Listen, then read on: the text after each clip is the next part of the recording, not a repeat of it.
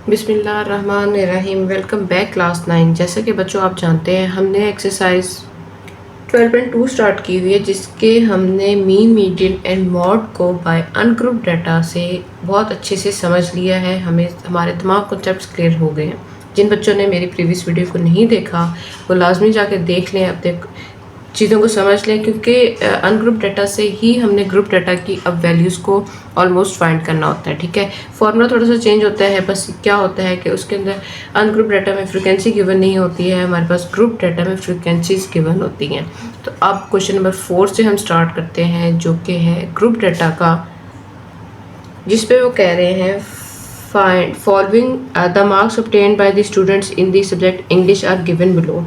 ठीक है, ये मार्क्स दे दिए, ये ग्रुप से दिए हमारे पास। उन्होंने कहा find arithmetic mean by direct and short formula. Direct method आपको पता होगा और शॉर्ट फार्मूला भी मैंने एक्सप्लेन किया था। और दूसरा हमने क्या फाइंड करना है, मीडियन। तो सबसे पहले तो हम फार्मूलाज को लिख लेते हैं, तभी हमें समझ आएगी कि हमने फाइंड क्या क्या चीज़ करनी है। जी बच्चों, जो मीन होता है, मीन का डायरेक्ट फार्मूला हमारे पास ये होता है, अगर वो ग्रुप डाटा में हो, frequency multiply by x. X की वैल्यू हमने फाइंड करनी होती है, क्योंकि हमारे पास ग्रुप्स दिए होते हैं। मिड पॉइंट जो हम फाइंड करते हैं वो एक्स होता है। इन दोनों को मल्टीप्लाई करके और डिवाइडेड बाय क्या करते हैं, टोटल नंबर ऑफ फ्रीक्वेंसी के साथ डिवाइड कर देते हैं, तो हमारे पास डायरेक्ट मेथड सॉल्व हो जाता है। शॉर्ट मेथड जो है उसके अंदर हम क्या करते हैं, A plus summation F D divided by summation F को डी के साथ मल्टीप्लाई करके और ए के साथ ऐड करके हमारे पास आंसर आता है। अब एफ कैसे आता है, एफ तो हमारे पास गिवन होता है, डी कैसे आता है ये आपको पता होगा कि अगर हम लोग कर दें एक्स माइनस ए तो हमारे पास क्या आ जाता है, डी की वैल्यू आ जाती है। ए हम अपनी तरफ से कोई भी नंबर एज्यूम कर लेते हैं, एक्स की वैल्यू हम फाइंड करके उनमें से माइनस करते जाते हैं, तो हमारे पास डी की वैल्यू आ जाती है। थर्ड हमने क्या फाइंड करना है, मीडियन। मीडियन के लिए हमारे पास लोअर क्लास बाउंड्री होनी चाहिए। एच हमारे पास उनका जो क्लास इंटरवल है वो है, और सी हमारे पास कॉम्युलेटिव फ्रिक्वेंसी होती है। ठीक है, तो अब इससे क्या मतलब, हमें पता चला कि हमारे पास एक्स की वैल्यू होनी चाहिए, फिर एफ ऑफ एक्स फाइंड कर सकेंगे हम।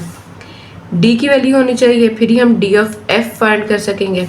ठीक है, length L lower class boundary के लिए हमारे पास क्लास बाउंड्रीज होनी चाहिए, और सी कॉम्युलेटिव फ्रिक्वेंसीज होनी चाहिए। तो ये तमाम टेबल्स हमने ड्रॉ कर लेने एक साथ। उसके बाद हम फार्मूलाज के अंदर इजीली अपनी वैल्यूज़ को पुट करेंगे और आंसर को लेकर आएंगे। जी बच्चों, टेबल में जो जो चीज़ें हमें फार्मूला के अकॉर्डिंग चाहिए थी वो पहले मैंने लिख ली हैं, ताकि बार बार टेबल ड्रॉ भी ना करना, क्योंकि हमारे पास यही दो डाटा है, एक ग्रुप्स दिए हुए हैं, दूसरी फ्रिक्वेंसी दी हुई है। इन्हीं को लेते हुए हमने एक्स की वैल्यू को फाइंड करना है। अब एक्स की वैल्यू कैसे फाइंड होती है, इन दोनों वैल्यूज़ को ऐड करके डिवाइडेड बाय 2 कर देना है। हर दोनों वैल्यूज़ को ऐड करें और डिवाइडेड बाय 2 करेंगे तो हमारे पास क्या आ जाएगा, एक्स की वैल्यू आ जाएगी। तो चले आए जल्दी से एक्स की वैल्यूज़ को फाइंड करते सबसे पहले। जी, एक्स की वैल्यूज़ मैंने फाइंड कर ली हैं, हर दोनों वैल्यूज़ को ऐड करके डिवाइडेड बाय 2 करके। ठीक है, ये चीज़ तो हमने पहले समझी भी हुई है। अब एफ ऑफ एक्स मतलब क्या हुआ, एफ की वैल्यू को एक्स के साथ मल्टीप्लाई करना है। आमने सामने वाली हर वैल्यूज़ को आपस में हमने मल्टीप्लाई करके लिखना है। जी बच्चों, एक्स की वैल्यू यहाँ पे हमारे पास पहली जो थी वो 17 थी, नॉट 7। ठीक है, अब ना एफ को एक्स से जब मल्टीप्लाई किया तो इसका आंसर ये आ गया। इन दोनों को मल्टीप्लाई करने से आंसर ये आ रहा है, ये आ रहा है। इन दोनों को मल्टीप्लाई करने से ये वाला आ रहा है, इन दोनों को मल्टीप्लाई करने से ये आ रहा है। फॉर्मूले के लिए हमें F of x divided by F चाहिए। ठीक है, तो इसका टोटल करेंगे और इसका टोटल करेंगे। इसका टोटल किया तो हमारे पास जो आंसर आ रहा है ना वो आ रहा है 22 222 3, और एफ का जो आंसर हमारे पास आ रहा है ना वो आ रहा है हमारे पास 84। ठीक है, ये तो अब पहला फॉर्मूले के लिए जो हमें रिक्वायर्ड था वो हमने कर लिया है। अब सेकंड हमारे पास डी है। डी को कैसे फाइंड करते हैं बच्चों, एक्स माइनस ए। तो आप ए की कोई भी वैल्यू एज्यूम कर लेते हैं। मैं यहाँ से मुझे मिडिल टर्म की लेती हूँ, तो ए अगर मैं 27 ले लूँ, मतलब x की हर टर्म में से 27 को माइनस करके जो आंसर आएगा 17 माइनस 27, 22 माइनस 27, 27 माइनस 27, वो तो हमारे पास 0 होता है। ठीक है, तो ये माइनस करके हम वैल्यूज़ को लिख लेते हैं। ठीक है, तो ये मैंने इनको माइनस करके ये वैल्यूज़ लिख ली है, मेरे पास डी की वैल्यू आ गई। अब एफ़ को ध्यान से देखिएगा, एफ़ को मैंने किससे मल्टीप्लाई करना है, डी के साथ। हमें एफ ऑफ डी चाहिए, नॉट एक्स ऑफ डी। अक्सर मिस्टेक हो जाती है, हम एक्स की वैल्यूज़ को डी के साथ मल्टीप्लाई करना शुरू कर देते हैं, क्योंकि हमें एफ ऑफ एक्स फाइंड किया होता है। तो बच्चों ये चीज़ आपने अच्छे से ध्यान से करनी है। f को d के साथ मल्टीप्लाई करने से जो हमारे पास आंसर्स आ रहे हैं ना बच्चों, वो आ रहे हैं -90, -90, 0, 85 एंड 50। ठीक है, जब इनका टोटल सम करेंगे, क्योंकि हमें फॉर्मूले में एफ ऑफ डी का समीशन चाहिए, तो हमारे पास बन रहा है -45।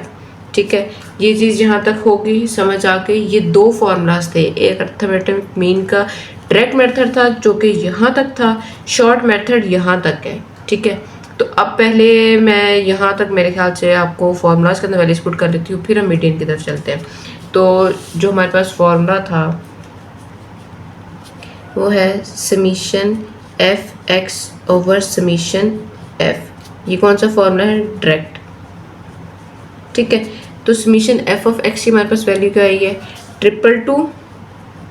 3 डिवाइडेड बाई 84। तो जब इन दोनों को डिवाइड किया तो हमारे पास जो आंसर आ रहा है ना वो 26.46 आ रहा है। कैलकुलेटर के ऊपर अगर आप सॉल्व करें तो ठीक है, आपका आंसर एग्जैक्टली सही आ जाएगा।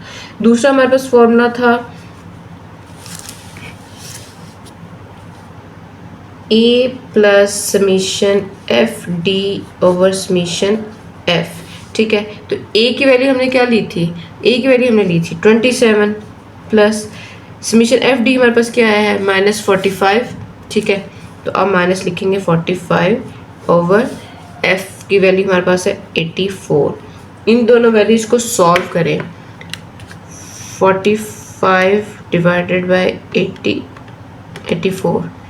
ठीक है, तो ये हमारे पास आंसर आ रहा है 0.53। 27 माइनस 0.535। जब 27 में से इसको माइनस किया, -27, तो ये हमारे पास आंसर बन रहा है 26.46। ठीक है, तो यहाँ पे हम लिख लेते हैं 26.46। ये हमारे पास मीन का आंसर आ गया है बाय शॉर्ट फार्मूला। यहाँ पे आप लिख लें शॉर्ट फार्मूला, ताकि एग्जामिनर को समझ आ जाए कि डायरेक्ट कौन सा था और शॉर्ट फार्मूला कौन सा था। ठीक है, ये अब आसानी होगी, हमने एक ही दफ़ा में फाइंड कर लिया। क्योंकि अगर हम पहले एक्स की वैल्यू को फाइंड करते, फिर फार्मूला में पुट करते, फिर डी की वैल्यू को फाइंड करते, फिर फार्मूला में पुट करते, तो वो बार बार टेबल आपको बनाना पड़ना था। आपको समझ आ गई कि मैंने कौन कौन सी चीज़ बनानी है। पेज इतना लंबा होता नहीं है, हम लोगों ने किस तरह वैल्यूज़ को सेट करना है, अपने पेपर को ऑर्गेनाइज करना है, तो ये इसीलिए समझ आ गई। मुझे पता है कि मैंने मीडियन के लिए क्लास बाउंड्रीज को फाइंड करना है, मैंने उसका कॉलम भी बना लिया है। कॉम्युलेटिव फ्रिक्वेंसी चाहिए, उसका कॉलम भी बना लिया है। अब क्लास बाउंड्रीज आपको पता है कैसे बनाते हैं। शुरू वाले नंबर में से 0.5 को माइनस कर देते हैं और इस वाले नंबर में अपर क्लास बाउंड्री में 0.5 को ऐड कर देते हैं। तो इसमें से अगर माइनस किया तो 14.5, इसमें ऐड किया, इसमें माइनस किया तो 14.5, इसमें ऐड किया तो 19.5। इसी तरह ही हमारी क्लास बाउंड्रीज बनते जाएंगे। Minus plus minus plus minus plus minus किया तो 35 में से तो क्या हो जाएगा 34.5 माइनस 39.5। ठीक है, अब कॉम्युलेटिव फ्रिक्वेंसी किस तरह फाइंड करते हैं? पहली फ्रिक्वेंसी जो हमारे पास होती है ना बच्चों, वो हमारी बिल्कुल सेम रह जाती है। पहली बिल्कुल सेम आती है। ठीक है, अब सेकंड आपने कैसे लेनी? जो 9 है उसके अंदर 18 को ऐड करते हैं। इस 18 में इसको ऐड कर, मतलब अगली फ्रिक्वेंसी को प्रीवियस फ्रिक्वेंसी के अंदर ऐड कर देंगे तो उसका आंसर यहाँ पर आ जाएगा। ठीक है, अब 27 के अंदर 35 को ऐड किया तो हमारे पास क्या आ गया? 62 आ गया। इसी तरह जब हम आगे चलेंगे तो हमारे पास 62 के अंदर 32 को ऐड किया तो 79 आ जाएगा। 79 के अंदर जब हमने अगली फ्रिक्वेंसी को ऐड किया जो कि थी हमारे पास 5 की, तो वो आ जाएगा 84। ठीक है, अब मीडियन फाइंड करने के लिए हमें क्या करना होता है? सबसे पहले n/2 को फाइंड करना होता है। तो n/2 को अगर हम फाइंड करें तो n की वैल्यू हमारे पास है 84, इसको 2 पे डिवाइड किया, 84 डिवाइडेड बाई 2। ठीक है, ये आ गया 42। अब फ्रिक्वेंसी के अंदर आप देखें कि आपका जो है जो बन रहा है कॉमुलेटिव फ्रिक्वेंसी के अंदर देखें जो आपका 42 आंसर आया है वो किसके करीब करीब जा रहा है, तो वो 27 के करीब तो है नहीं, वो उसके बाद 64 में आ रहा है, तो 64 वाली लाइन जो हमारी होगी ना हमने उसको लेना है। अब उसके लिए हमें क्लास बाउंड्रीज चाहिए, ठीक है, और उसके अंदर हमारे पास n/2 जो चीज़ें चाहिए वो आपको फॉर्मूले के अंदर वैल्यूज पुट करेंगे तो समझ आ जाएगी। अब देखें n/2 तो हमने फाइंड कर लिया है, वो हमारे पास आया था 42। फॉर्मूला लिख के अब मैं बताती हूँ ज़रा जी, ये फॉर्मूला है, इसके अंदर n/2 तो हमने फाइंड कर लिया है, तो वो हमारे पास आंसर आया था 42 का, ठीक है। तो अब l की वैल्यू क्या है, h/f की वैल्यू क्या है।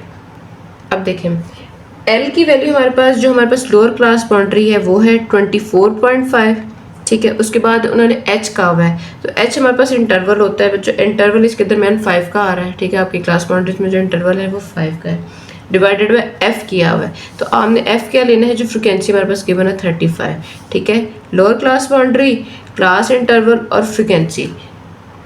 अब देखें कॉमुलेटिव फ्रिक्वेंसी हमने 62 ली थी, पर जब आंसर हमने -c करके n/2 -c है वहाँ पे लिखना है, तो हमने ये वाली नहीं, उससे प्रीवियस लिखनी होती है। ये चीज़ याद रखनी है कि आपने प्रीवियस वैल्यू को लिखना है हमेशा, वरना आंसर आपका गलत हो जाएगा जी। ये तमाम वैल्यूज को लिख लिया, अब हम इसको करते हैं सॉल्व। तो 24.5 + 5/35, इन दोनों को माइनस करने से हमारे पास जो आंसर आ रहा है 42 - 37, वो आ रहा है 5 का, ठीक है।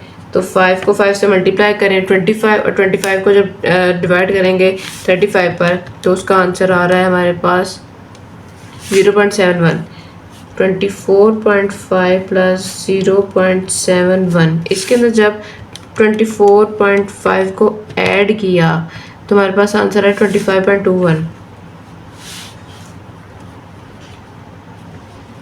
ये हमारे पास क्या आ गया है, मीडियन आ गया है, ठीक है। तो इसके साथ आपको जो है ग्रुप डाटा का मीन मीडियन ये भी फाइंड करना आ गया है, बहुत अच्छे से समझ आ गई होगी, कुछ मुश्किल नहीं है बच्चों, बस फ्रिक्वेंसी गिवन होती है, उसी के साथ हमने क्वेश्चन को लेकर सॉल्व करना होता है। नेक्स्ट क्वेश्चन मॉड का है, तो चले आए मॉड के क्वेश्चन को भी समझ लेते हैं। फाइंड मॉड, क्वेश्चन नंबर 5 में उन्होंने मैं डिटेल में जा रही बुक के ऊपर क्वेश्चन लिखा हुआ, उन्होंने कहा है मॉड फाइंड करें, वैल्यूज हमारे पास दे दी हैं, क्लास लिमिट्स दे दी, फ्रिक्वेंसी दे दी है। अब मॉड का फॉर्मूला बच्चों जो हमारे पास होता है ना, वो होता है ये वाला, L + FM - F1 FM - F1 + FM - F2 × H। अब इसके अंदर FM L हमारे पास लोअर क्लास बाउंड्रीज होती है, इसलिए हमारे पास जो भी डाटा होगी उसके अंदर हमें सिर्फ क्लास बाउंड्रीज को फाइंड करना होगा, उसके अलावा कोई चीज़ फाइंड करने की जरूरत नहीं है। पहले सबसे पहले हम क्लास बाउंड्रीज को फाइंड कर लेते हैं, तो कैसे फाइंड होगा, -9.5 9.5 14.5 प्लस कर लिया, माइनस कर लिया, इसमें प्लस कर लिया, इसमें माइनस कर लिया है, और इसमें क्या कर लिया है, माइनस प्लस, ठीक है। अब हमने अब तक जो है फाइंड कैसे करना है कि हमने कौन सी क्लास लिमिट लेनी है, तो बच्चों जिसके अंदर हाईएस्ट फ्रिक्वेंसी दी होती है ना आपकी, वो हमारे पास हम लोग उस ग्रुप को लेते होते हैं। तो हमारे पास जो हाईएस्ट फ्रिक्वेंसी वाला इस टाइम है ना डाटा, वो ये वाला दिया हुआ है, तो इसको हम आप अपने लिए आसानी से सर्कल कर लें ताकि आपके लिए आसानी हो जाए। ये हमारे पास FM है, ये F1, ये F2 लिख लें, ठीक है, बाद में रेज कर लीजिएगा, पर अभी एक दफ़ा लिख लेंगे क्योंकि पेपर में पेंसिल अलाउ नहीं होती है। तो अब हमने लिखना है अपनी वैल्यूज़ को। L की वैल्यू हमारे पास क्या दी हुई है, I है 14.5 प्लस FM क्या है 18 माइनस F1 क्या है 8, 18 - 8 क्योंकि ऊपर नीचे सेम है, FM 18 माइनस F2 क्या है 11, सॉरी नज़र नहीं आया, अब नज़र आ गया होगा, ठीक है। -14.5 प्लस दिस वैल्यू, H क्या हमारे पास इंटरवल 5 का, तो हमने 5 इंटरवल लिख लिया है, ठीक है। अब हमने इसको सिंप्लीफाई करना है, तो कैसे करेंगे सिंप्लीफाई, 14.5 प्लस इन दोनों को माइनस किया तो 10 प्लस इनको माइनस किया तो 9 आ गया, ठीक है। अब क्या करेंगे हम,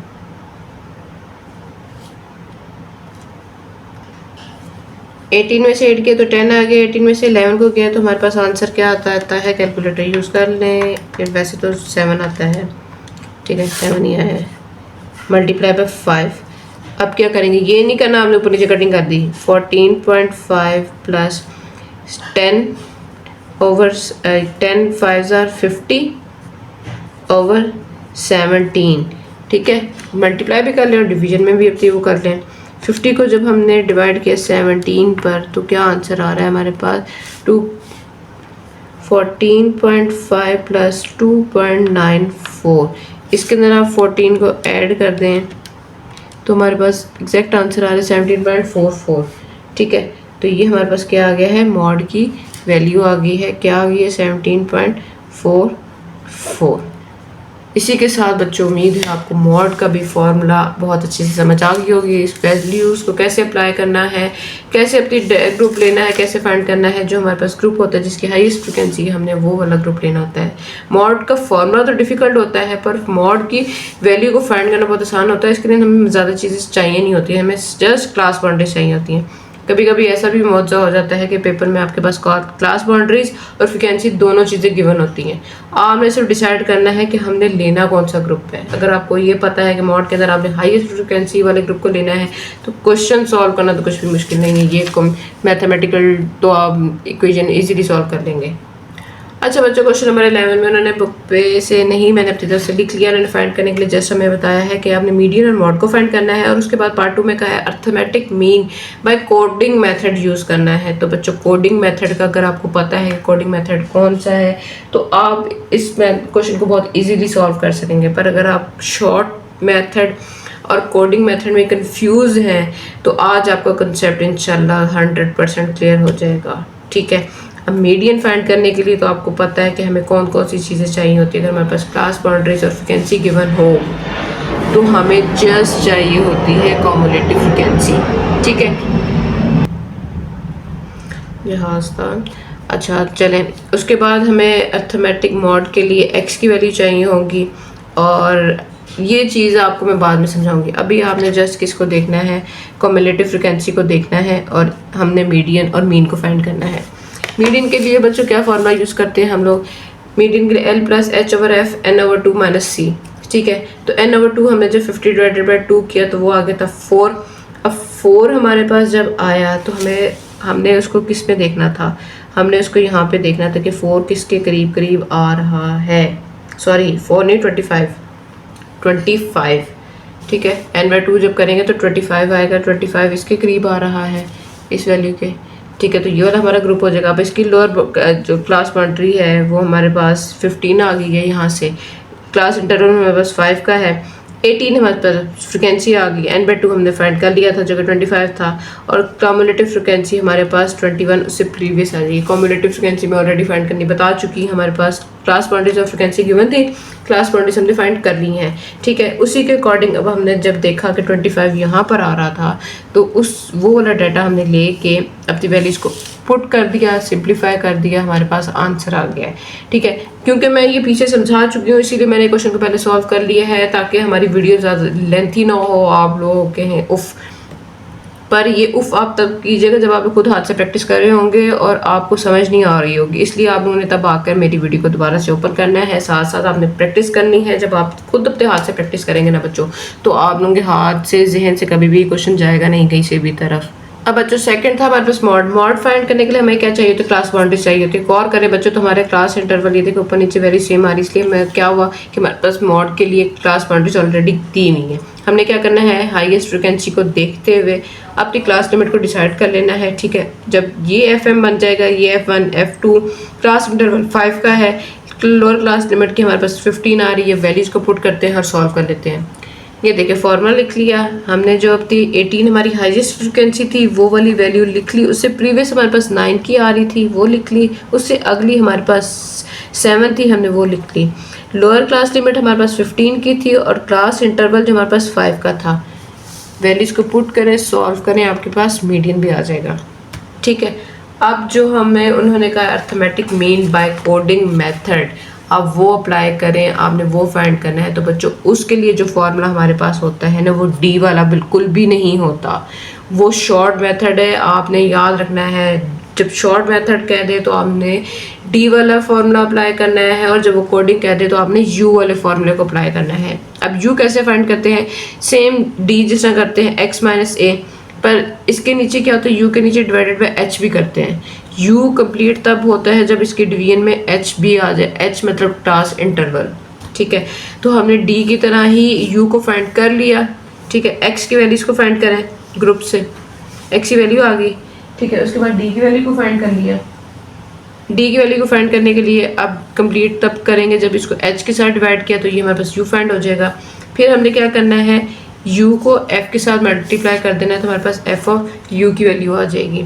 अब हमने मीन अब तक फाइंड करना है। इसका सम हमारे पास क्या आ रहा है, -18। अब फॉर्मूले के अंदर वैल्यूज को जल्दी से पुट करते हैं। ये देखें, कोडिंग इसके साथ लिख रहे हैं, ठीक है। तो a plus summation F you divided by summation F multiply by H. F इसलिए आया क्योंकि हमारे पास ग्रुप डाटा था, फ्रीक्वेंसी गिवन थी, हमने अपनी वैल्यूज को पुट कर लिया है, ठीक है। सॉल्व कर लिया तो हमारे पास मीन का आंसर भी आ गया है, ठीक है। तो इसी के साथ उम्मीद है आपको क्वेश्चन नंबर 11 की बहुत अच्छे से समझ आ गई होगी। बच्चों चलते हैं क्वेश्चन नंबर 12 की तरफ। ध्यान से समझिएगा बच्चों इस क्वेश्चन को। The arithmetic mean of ages of 20 boys, total number of boys हमारे पास 20 हैं, is 13 year 4 month and 5 days. 20 बच्चों की जो उम्र है ना वो इतनी है। Find the sum of their ages, हमें वो सम फाइंड करना है, सिग्मा एक्स जो फाइंड होता है ना, समीशन एक्स को फाइंड करना है।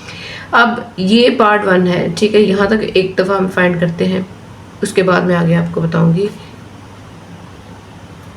चलो क्वेश्चन रीड कर लेते हैं। If one of the boy is age exactly 15 year, अब 20 में से एक बच्चे की उन्होंने मैं एज बता दी जो कि है 15 साल, 15 year. What is the average age of the remaining boys. अब बाकी जो 19 बच्चे रह गए, 20 में से एक की निकल गई तो 19 रह गए, उनकी हमें एज फाइंड करनी, एग्जैक्टली उनकी क्या एज होगी, एवरेज एज, ठीक है। तो हमने इसमें अर्थमेटिक मीन ही फाइंड करना है। अब करना कैसे है ये आपको बहुत अच्छे से ध्यान से क्वेश्चन समझना होगा। ये मोस्ट इंपॉर्टेंट क्वेश्चन है क्योंकि मोस्ट ट्रिकी क्वेश्चन है। इसके अंदर हमें 13 ईयर्स 4 मंथ एंड 5 डेज इस तरह करके वैल्यू दी है। अब हमारे पास जो गिवन है वो है बच्चों n is equal to 20। Total number of boys हमारे पास कितने दिए हुए हैं, 20 दिए हुए हैं। हमारे पास जो मीन दिया हुआ है, मतलब हमारे पास टोटल आंसर जो दिया हुआ है मीन का, वो क्या दिया हुआ है, 13 ईयर्स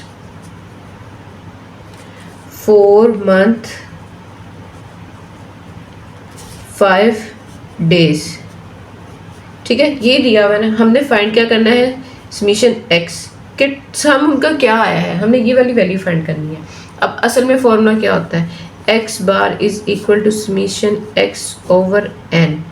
इन दोनों को मल्टीप्लाई करते हैं तो हमारे पास इसका आंसर आ जाएगा, तो एक्स बार मल्टीप्लाई बाय एन। अब एन की वैल्यू हमारे पास जो दी हुई है वो दी हुई है 20 मल्टीप्लाई करने के लिए एक्स बार की वैल्यू हमारे पास इस तरह दी हुई है, जिसको हम ब्रैकेट में लिख लेते हैं 13 ईयर्स 4 मंथ 5 डेज, ठीक है। ये चीज़ आपके पास दी हुई है। अब 20 को हमने कैसे मल्टीप्लाई करना है, 20 हर वैल्यू के साथ मल्टीप्लाई होगा, ठीक है। तो अब जब इसको मल्टीप्लाई करके लिखेंगे ना, तो 20 को जब 13 से मल्टीप्लाई किया ना, तो बच्चों ये हमारे पास जो आंसर आ रहा है ना, 20 मल्टीप्लाई बाय 13 260, ठीक है। तो इसका आंसर क्या आ गया, 260 ईयर्स। ये बार बार लिखना मुश्किल हो रहा है। 4 को 20 से मल्टीप्लाई किया तो 80 मंथ और 2 5 10 100 डेज, ठीक है। ये चीज़ आ गई। इसका मतलब क्या हुआ बच्चों कि अब ध्यान से देखना है, ये तो हमारे पास टोटल नंबर आ गए हैं कि हमारे पास समीशन एक्स की वैल्यूज़ क्या बन रही थी। अब ये सारी वैल्यूज़ तो दी हुई हैं उन्होंने ईयर्स, मंथ और डेज में। अब इनको एक प्रॉपर यूनिट में बताने के लिए ना, ये देखें कि 260 ईयर्स की तो समझ आती है कि ये 260 साल है, ठीक है। पर 80 मंथ्स का हमें कैसे पता चलेंगे कि 80 मंथ्स में कितने साल थे या क्या चीज़ थी, उसके अंदर अब हमें कन्वर्ट करना होगा इसको ईयर्स में। अब 260 ईयर्स तो मैं लिख लेती हूँ, ठीक है। लेकिन 80 को मैं कैसे कन्वर्ट करूँ, एक साल, एक महीने में कितने मंथ होते हैं, एक साल में कितने महीने होते हैं, 12 होते हैं। तो 80 को अगर मैं 12 के ऊपर डिवाइड करूँ तो इसका आंसर मेरे पास आ रहा है 6.66। मतलब ये डिवीजन नहीं हो रही, इसको मैं रफर में करके दिखाती हूँ। 80 को किया 12 के ऊपर डिवाइड, 8 6 ठीक है 72, नीचे रह गया मेरे पास 8। अब इसका मतलब क्या हुआ कि 6 years एंड 8 month। 80 का मतलब यही हुआ ना कि 6 साल और 8 माह। ठीक है, तो इसको मैं ऐसे लिख लेती हूँ यहाँ पर 6 years प्लस 8 month। इसकी जगह पर मैंने ये चीज़ लिख ली है।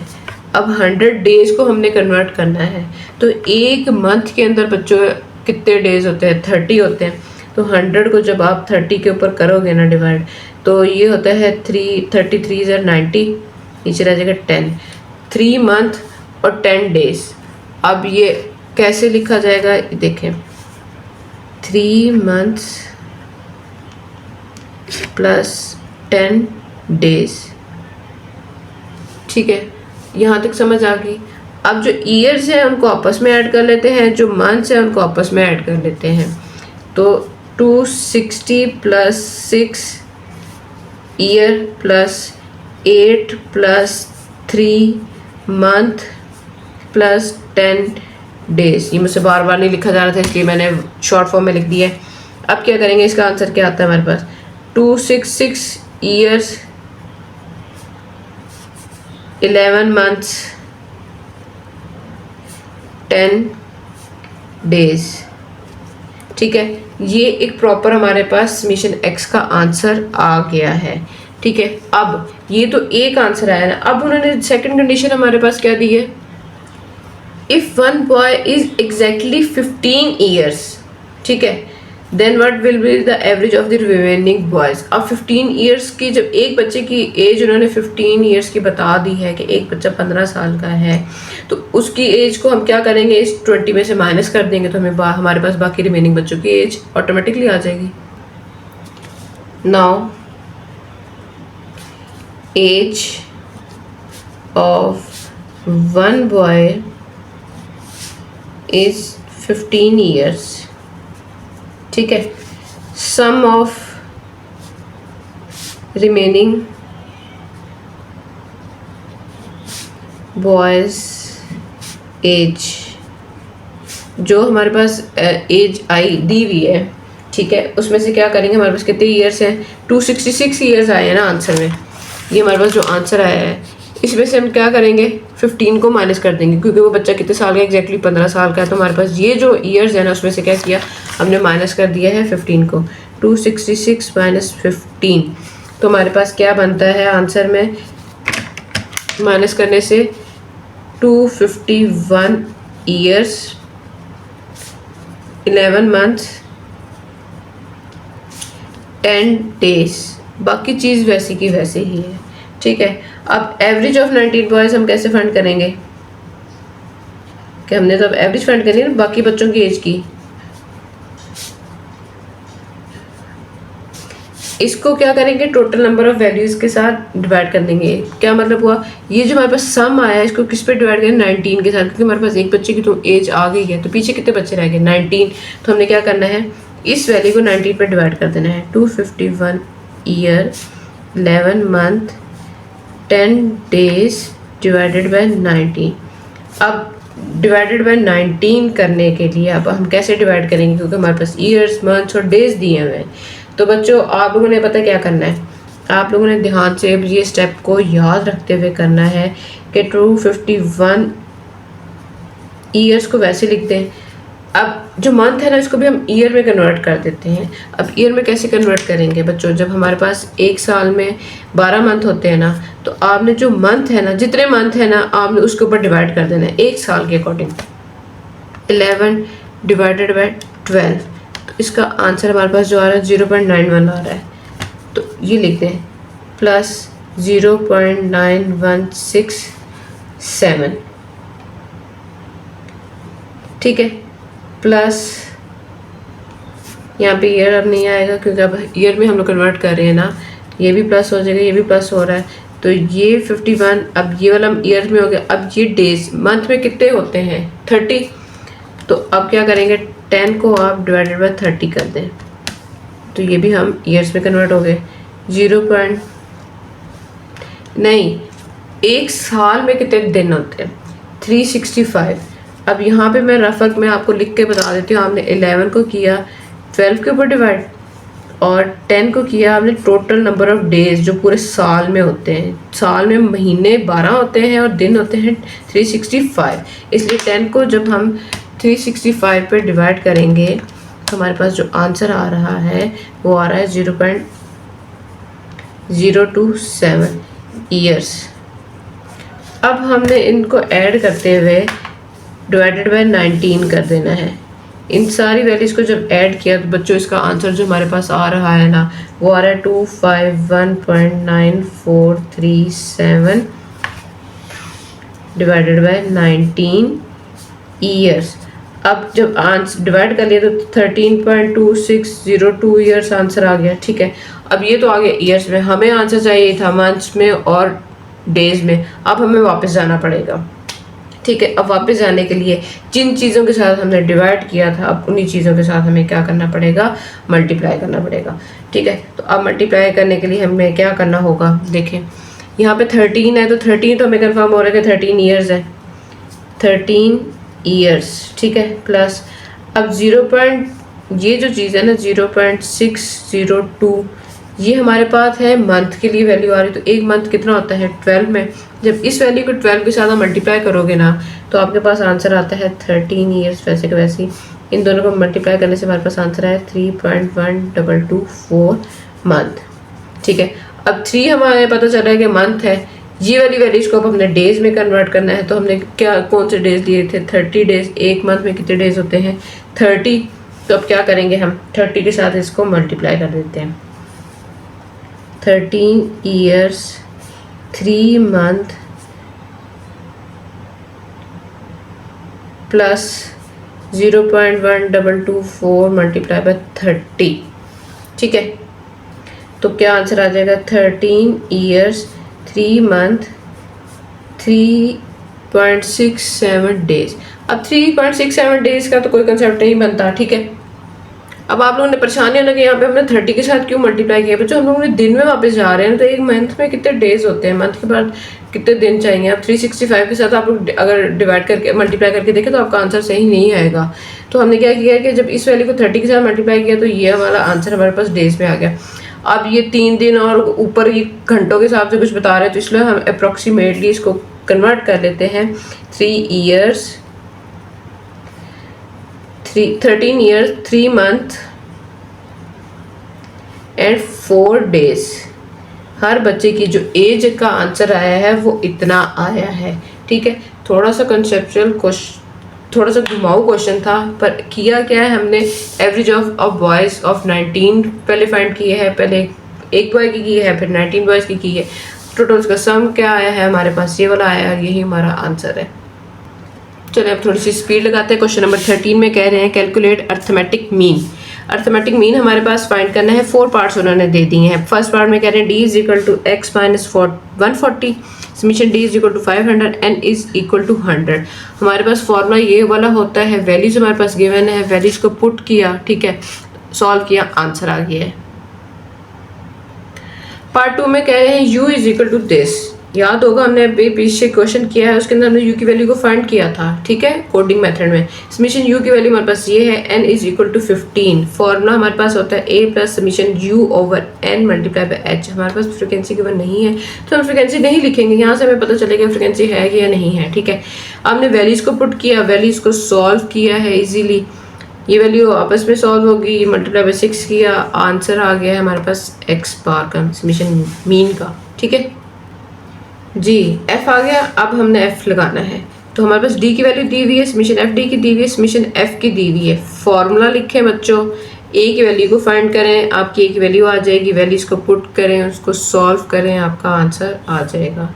बहुत इजी, बहुत मज़े के क्वेश्चन है, फॉर्मूले की गेम है सारी। अगर आपको फॉर्मूला आता है तो क्वेश्चन सॉल्व करना कुछ भी मुश्किल नहीं है। यू की वैल्यू दी हुई है, समीशन एफ यू की वैल्यू दी हुई है, समीशन एफ की वैल्यू दी हुई है। फॉर्मूला हमारे पास मीन का ये वाला होता है। वैल्यूज़ को आप पुट करें, उसको सॉल्व करें, आपके पास आंसर फ़ौरन से पहले आ जाएगा, कुछ मुश्किल भी नहीं है। क्वेश्चन नंबर 13 तो ऐसे चुटकियों में सॉल्व हो गया। क्वेश्चन नंबर 14 में कह रहे हैं 3 students Haris, Maham and Minal had made the following scores game conducted in a group of teachers in the school. Haris ने 5 राउंड्स हुए तो उसने ये स्कोर किया, माहम ने ये स्कोर किया 5 राउंड्स में, मिनाल ने ये स्कोर किया।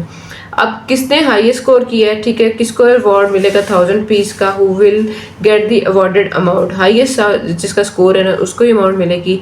तो हमें क्या करना है, सबका एवरेज अर्थमेटिक मीन फाइंड करना है, मीन की वैल्यू फाइंड करनी है। वो कैसे फाइंड होती है, total values of sum of values divided by total number of values. तो 1 2 3 4 5 जी। हारिस का स्कोर सबसे पहले फाइंड करते हैं। तो मीन की वैल्यू के लिए उसकी जो 5 राउंड में उसने स्कोर किया था उसको ऐड करके टोटल नंबर 5 के साथ डिवाइड किया, सम ये आया था, डिवाइडेड बाय 5 किया तो 70 आंसर आया है, ठीक है। इसी तरह जब हम माहम के स्कोर की तरफ चलते हैं तो माहम का स्कोर ये था, उसका हमने सम किया तो हमारे पास ये वाली वैल्यू आ गई, डिवाइडेड बाय 5 किया तो उसका आंसर हमारे पास ये आ गया। मिनाल के स्कोर की तरफ चले बच्चों, तो मिनाल ने स्कोर किया था ये वाला, उसका सम किया तो ये आया, डिवाइडेड बाय 5 किया, इन दोनों को डिवाइड करने से हमारे पास ये आंसर आया 62.5, 58.6 और 70। हाईएस्ट स्कोर 70 है किसका, हारिस का। तो हम क्या लिखेंगे, so Haris will get the rewarded amount, ठीक है, अवार्डेड अमाउंट। सिंपल, हमें पता चला जिसका हाई स्कोर था उसको सबसे ज़्यादा उसको प्राइज मनी मिलने वाली है। क्वेश्चन नंबर 15 में कह रहे हैं फाइंड अर्थमेटिक मीन। हमारे पास डी की वैल्यू उन्होंने दे दी है कि आपके पास ये कंडीशन है कि x - 20 हो तो ओ ही आपके पास डी आएगा। अब हमारे पास डी की वैल्यू क्या दी हुई है उन्होंने, हमारे पास डी की वैल्यू और एफ की वैल्यू दी हुई है, ठीक है। अब हमने क्या करना है, हमने करना है ये सिर्फ कंफ्यूज करने के लिए दी हुई है, वरना हमने करना कुछ भी नहीं था। हमने एफ ऑफ डी फाइंड करने के लिए मीन फाइंड करना है। एफ ऑफ डी फाइंड किया, उसका सम लिया, ठीक है, हर वैल्यू को डी के और एफ को मल्टीप्लाई कर दिया तो उसका सम हमारे पास 82 आ गया है। अब हमारे पास फॉर्मूला क्या होता है, और फॉर्मूला हमारे पास बच्चों ये वाला होता है। ए की वैल्यू हमें पता थी कि डिफरेंस हमारे पास उन्होंने कितने का दिया हुआ है, 20 का दिया हुआ है। तो हमने ए की वैल्यू 20 ले ली, ये वाली वैल्यू पुट की, एफ ऑफ एक्स फाइंड किया, वैल्यूज को पुट किया, उनको सॉल्व किया, हमारे पास क्या हुआ है, आंसर आ गया है। बच्चों ये था अभी तक के वो तमाम क्वेश्चंस जो थे मीन, मीडियन, मॉड के बाय ग्रुप डाटा, जिसके अंदर फ्रिक्वेंसीज गिवन थी। हमने उनको लेते हुए शॉर्ट मेथड, कोडिंग मेथड्स, हर तरह के मेथड से अभी तक के क्वेश्चंस को सॉल्व किया। तो उम्मीद है मेरा मेथड आपको बहुत अच्छा लग रहा होगा। वैल्यूज़ जो भी क्वेश्चंस है, एक्सप्लेनेशन है, वो आपको बहुत अच्छे से समझ आ रही होंगी। फिर भी कहीं ना कोई गलती हो जाती है बोलने में, लिखने में, तो बच्चों को इग्नोर कीजिएगा। मैथ्स है, कैलकुलेशन में गलती हो जाती है, ठीक है। तो आप लोगों का काम ये है कि आप लोगों से गलती ना हो, आप ज़्यादा से ज़्यादा प्रैक्टिस करें, खूब मेहनत करें, खूब कामयाब हो। मेरे चैनल पर न्यू है तो मेरे चैनल को सब्सक्राइब कर लें। वीडियोस अच्छी लग रही हो तो वीडियोस को लाइक कर लिया करें बच्चों, दोस्तों के साथ ज़्यादा से ज़्यादा शेयर किया करें। अब तो बहुत ख्याल रखें, मिलते हैं अपनी अगली वीडियो में। अल्लाह हाफिज़।